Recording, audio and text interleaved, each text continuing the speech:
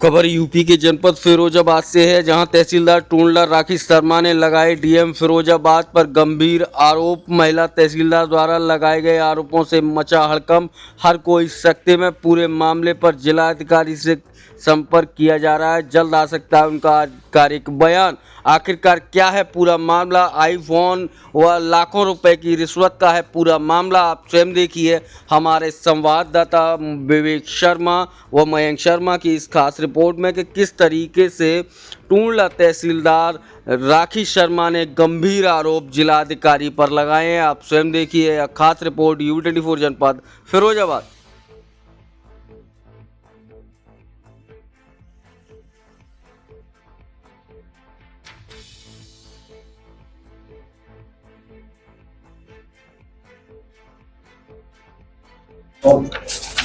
फिरोजाबाद में दो अधिकारियों का टकराव हो गया।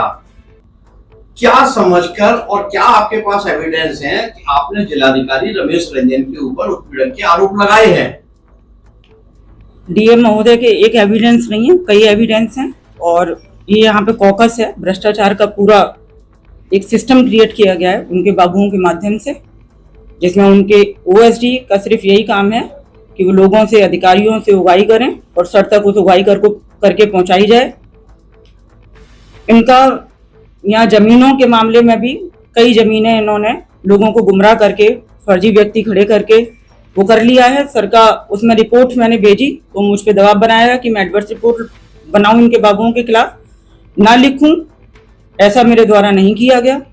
उसी से कुपित होकर सर के द्वारा और उत्पीड़न करना शुरू कर दिया गया। उसी उत्पीड़न के क्रम में मेरी 8 महीने तक लगातार वेतन रोका, नैतिक अनैतिक डिमांड्स रखी, एडवर्स एंट्री की। दुनिया भर की ये सारे उत्पीड़न झेलने के बाद मुझे अपने बचाव में माननीय उच्च न्यायालय इलाहाबाद में रिट दाखिल करनी पड़ी। जैसे ही मैंने रिट दाखिल की, ये उससे और ज़्यादा कुपित हुए। इनके द्वारा मुझे कैंप कार्यालय बुलाया गया, वहाँ घंटों मुझे बिठाया गया। वहाँ 2 मजिस्ट्रेट और थे, चाहें तो आप उनकी भी बाइट लेके पूछ सकते हैं गवाह के तौर पे। और इनके द्वारा तमाम मेरे ऊपर दबाव बनाए गए, धमकी दी गई कि अगर मैंने रिट वापस नहीं ली तो तुम्हारा प्रशासनिक ट्रांसफर कर देंगे, तुम्हारी शासन में रिपोर्ट भेज देंगे। सर रोज मेरी जुडिशियल मैटर्स में जांच खुलवा ली जाती है, मेरा डिस्पोजल बाद में होता है, जांच पहले हो जाती है। उस जांच को एक मीडिया कर्मी है जो इनसे काफ़ी स्पॉन्सर्ड है, इनफैक्ट उसके द्वारा चलवाई जाती है। वो पायरेटेड वीडियोस भी चलाता है। लगातार 2 महीने से मैं पुलिस को उसके विषय में तहरीर दी, जिस पर कोई कार्रवाई नहीं हुई। पुलिस टीम के द्वारा भी बताया गया कि आपके वरिष्ठ जो आला अफसर हैं जिले के, वो नहीं चाहते इसमें कोई कार्रवाई हो, तो आज तक कोई इसमें कार्रवाई नहीं हुई। लेकिन कल जब इनको पता चला कि मेरे पास अब कोई दूसरा ऑप्शन नहीं बचा, क्योंकि माननीय हाईकोर्ट से ऊपर तो कुछ भी नहीं है, और उसके बाद भी अगर टॉर्चर हो रहा है, मैंने प्रेयर भी की थी वहाँ पर कि सर मेरे हितों की रक्षा करें, मुझे सुरक्षा मिले, मेरे साथ कुछ गलत व्यवहार ना हो। उसके बाद और ज़्यादा गलत व्यवहार हुआ, तो मेरे पास ये अंतिम विकल्प था। ये लड़ाई उत्पीड़न, भ्रष्टाचार और सिद्धांतों की लड़ाई है। एक महिला मजिस्ट्रेट, एक ऑफिसर, उसकी मान सम्मान और मर्यादा की लड़ाई है। इनके द्वारा अभी भी मीडिया मैनेजमेंट किया जा रहा है। बोला जा रहा है कि एक ट्रांसफर मैंने किया है, उसकी वजह से ये हो रहा है। वो ट्रांसफर लेटर मैं आप लोगों को बता दूं अभी तक, या SDM ऑफिस में चेक कर लें या मेरे ऑफिस में, कहीं पर भी रिसीव नहीं हुआ है।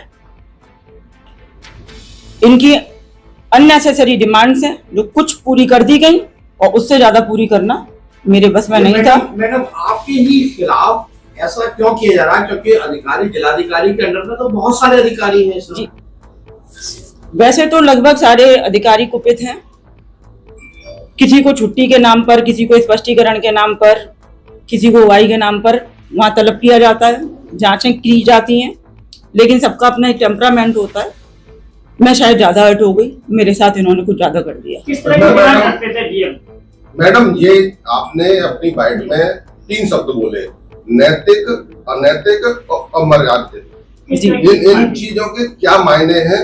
आप सीधे सीधे डीएम रमेश रंजन पर आरोप लगा रही हैं, नैतिक, अनैतिक और अमर्यादित। जी, क्या मायने हैं? मैं फुल सेंस में लगा रही हूँ ये आरोप, और ये जांच का विषय है। मेरी माननीय योगी जी से निवेदन है कि वो इसमें निष्पक्ष जांच कराएं, स्पेशल एजेंसी से जांच कराएं, तो सारे तथ्य क्लियर हो जाएंगे। मैडम, जमीन का मामला आप बता रहे हैं कि जमीन के फर्जी बनाव भी कराएंगे बाबू ने? हाँ, कराए हैं। उसका प्रार्थना पत्र मेरे पास आया था, और उसी से तो सर बहुत ही ज्यादा आहत हो गए, तो उसी के क्रम में और ज्यादा उत्पीड़न शुरू हुआ। कितने रुपए की ये जमीन होगी और किन किन का हिस्सा है इस जमीन में? इसमें सर के तीन बाबू हैं, उनकी तीनों की वाइफ हैं, उनकी भाइयों की वाइफ हैं, और मेरे पास पूरी पत्रावली है, मैंने उसको अच्छे से डिटेल में पढ़ा है, और उसमें रिपोर्ट इन्होंने नहीं लगाने दी, लेकिन हाँ, एक IGRS में मैंने उसकी रिपोर्ट जरूर लगाई है। आपने एक मोबाइल की बात कही थी, वो क्या मोबाइल भी आपने दिया है? यही अनैतिक उत्पीड़न है, नैतिक अनैतिक यही उत्पीड़न है। एक मोबाइल की डिमांड की गई, और वो वेरीफाई भी हो जाएगा, क्योंकि इसको ये खुद ही यूज कर रहे हैं। एक आपने अपनी बाइट में आवास पे बुलाने की भी बात कही है, क्या है? ये तरीके हैं, 8 महीने वेतन ना दो, अपने आप जाएगा, पहुंचेगा आदमी। किस बेस पे आप बुलाते थे? बस इसमें मैं ज्यादा कमेंट्स नहीं करना चाहती अभी। आप समझ जाएं, सब लोग समझदार हैं, हर चीज नहीं बोलनी चाहिए, ना बोली जाती है। अंत में क्या कुछ कहना चाहती हैं अपने प्रकरण में? मुख्यमंत्री से क्या गुहार लाएंगी आप? मेरी सर से रिक्वेस्ट है, हाथ जोड़ के, सर इसमें निष्पक्ष जांच हो जाए, इस भ्रष्टाचार की लड़ाई में भ्रष्टाचार की हार हो। मेरे आत्मसम्मान की लड़ाई है, और सर से मुझे उम्मीद है कि इसमें न्याय मिलेगा।